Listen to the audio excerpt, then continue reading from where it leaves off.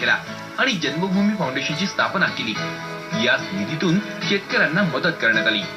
आम्हाला 3 वर्षापासून कधीच काही नसल्यामुळे, दुष्काळ असल्यामुळे, कधी काही नसल्यामुळे आज जन्मभूमी फाउंडेशनमुळे आज आमच्या शेतकऱ्यांना म्हणजे दुष्काळग्रस्त शेतकऱ्यांना आम्हाला बी बियाणं दिल्यामुळे आम्ही खूप आभारी आहोत। व्हॉट्सअपच्या जन्मभूमी या ग्रुपमधून एवढी जागृती झाली की राज्यातल्या कानाकोपऱ्यातून निधी आला। शाळकरी विद्यार्थ्यांनीही बळीराजासाठी मदतीचा हात पुढे केला। याच निधीमुळे शेतकऱ्यांच्या पेरणीचा मार्ग मोकळा झालाय।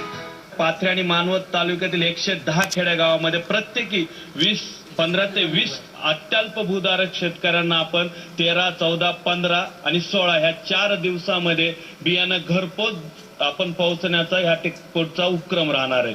शेतकऱ्यांनो, आत्महत्या करू नका अशी साधही या कार्यक्रमातून घालण्यात आली। लाखोंचा पोशिंदा जगला तरच जग जगेल याच भावनेतून परराज्यात नोकरीसाठी गेलेले तरुण धावून आले। आपण मातीचं देणं लागतो या तरुणांच्या भावनेला आणि अनोख्या दातृत्वाला सलाम। Gajanan Deshmukh, Zee Media, Parbhani. 10वीच्या परीक्षेत अनेक हिरे चमकतात,